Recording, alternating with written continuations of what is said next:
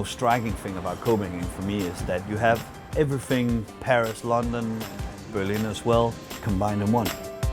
You can do all sorts of things in a quite small town. You live on the streets, so to say, you know, you hang around on all the corners and squares. The people of Copenhagen are cool. There are so many people doing what they want.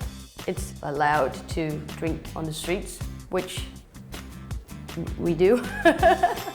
They have this word hyggelig, which means kind of cozy, but it really means just kind of like chilling and having a good time.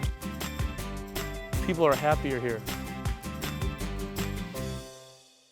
It's a hidden gem of Europe for sure.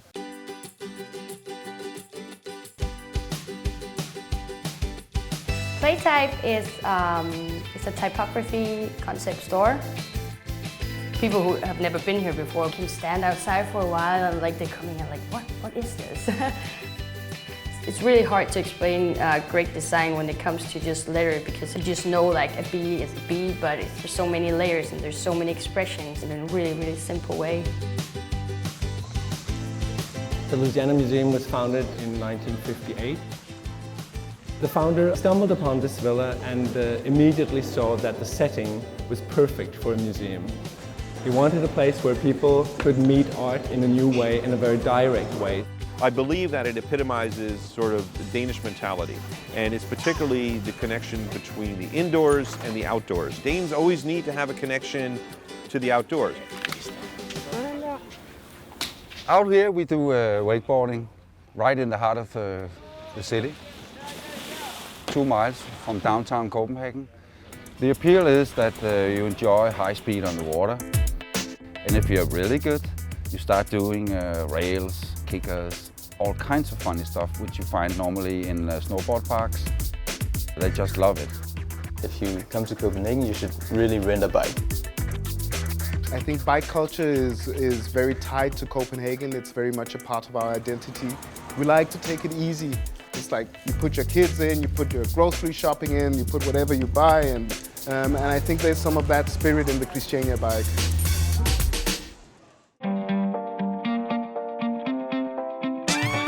Food culture in Copenhagen is exploding. You can tell that people know a lot more about food. They're more interested in food. ALMANAK is all about open sandwiches for lunch. It's a tradition here in Denmark, these open sandwiches, and we try to update the classic versions.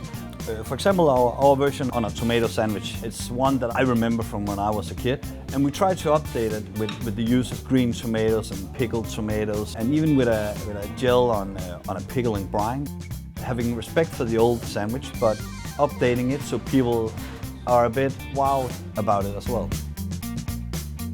We have a 4-course menu. It's changing with the seasons, really. And we have some more challenging things maybe in the snacks. We've been doing some crispy pig's heads and lamb head pancakes. And one of the highest selling snacks I'd say that we have is the bull's testicle. By the end of the meal, they just feel like, wow, that's really tasty, really cool. The market here started back in 2011. It's the only market like this in Copenhagen. We have a lot of different stalls in here, a lot of variation. Charcuterie, craft beer, cheeses from small dairies, flour. You can find fish, you can find meat, wine, beers. A lot of things that you can find only here in Copenhagen and the surrounding area. So people come here from everywhere. They start out getting a coffee or eat something, and then they do their shopping. And when it's done, they sit down again.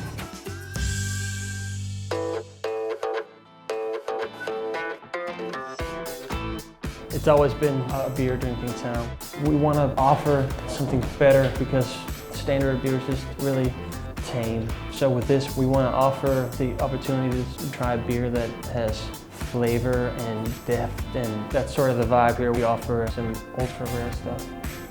In the beginning, it was kind of like a means to brew beer to make this bar.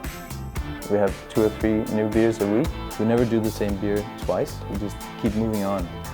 Most people don't probably realize that we brew it in the basement, but they just think, oh, cool, I've never seen those beers before, and you can come here without knowing anything and still have a good time. We've had sort of a golden age of cocktails in Denmark. Lydkøb is a bar in an old chemist laboratory. I like each floor to sort of represent a different atmosphere. So this floor is quite airy. The next floor up is a bit more lounge-like. And then on the top floor we've got a whiskey bar and an old hayloft, which is catering to the caveman in me. There's something about our way of life in Scandinavia that promotes drinking, I think. Maybe it's some kind of inherited Viking thing, I don't know.